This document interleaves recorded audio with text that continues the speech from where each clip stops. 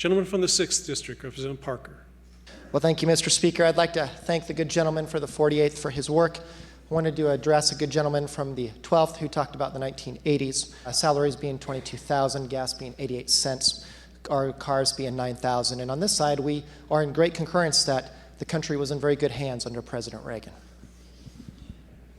But as we talk about the budget today, there are some things that are significant that we need to address. We have states around the country that are preparing for tomorrow while we're struggling with the past. In 2010, 2/3 of the jobs created were done so in just 11 states. They are preparing for tomorrow. This budget is living in the past. This budget, although with the good intention of the chambers, is structurally unsound and lacks the substantive reform needed for our state to move forward and into the future. As we stand, it is critically important that educators know that we believe in education and we believe in what education will do tomorrow.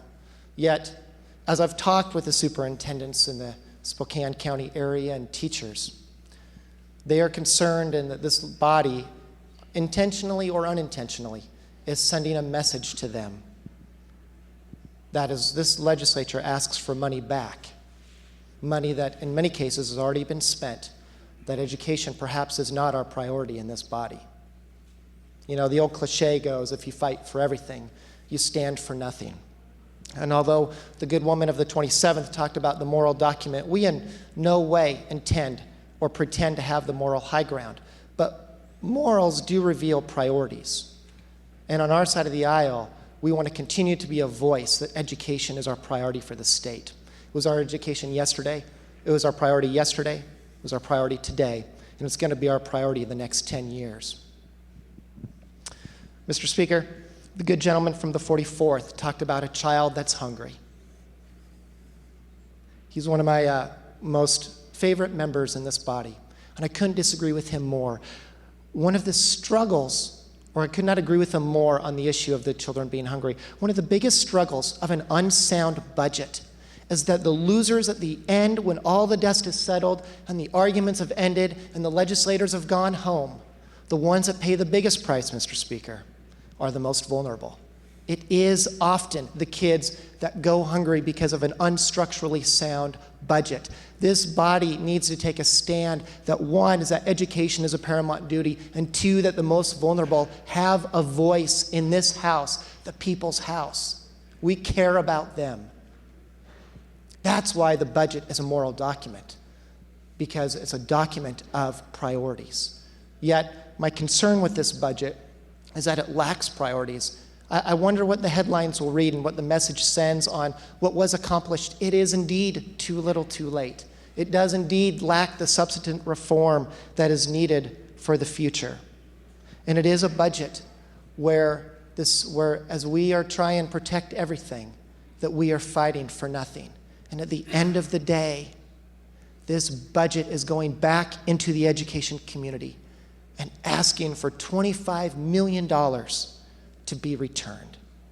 What does that send to our supposed #1 priority in the state of Washington?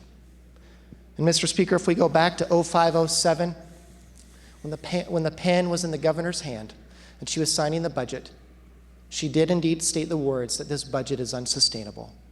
This is what I'm talking about. As some states are moving into the future, we are struggling with the past. This is not how we want to be poised coming out of the Great Recession.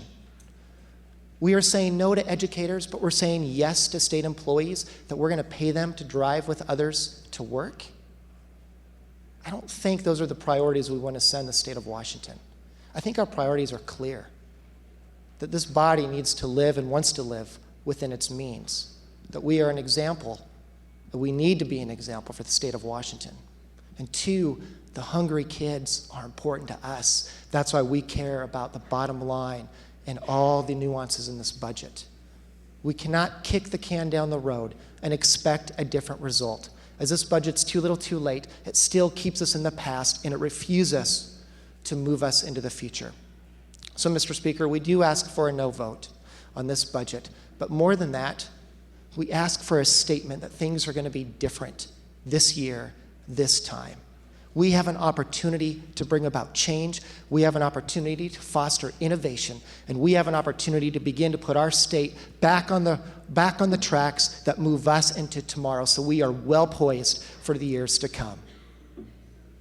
And hopefully if we do that, that someday, 20, 30 years from now, when everyone else is filling these seats but us, we will have said together that this state was better off when we turned over the reins than when we came in.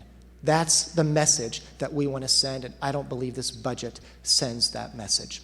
So, Mr. Speaker, on our behalf, we ask for a no vote on behalf of educators, on behalf of creating the need to create jobs, and on the behalf of business as usual is not going to work with spending increases over 33% since '05. Thank you, Mr. Speaker.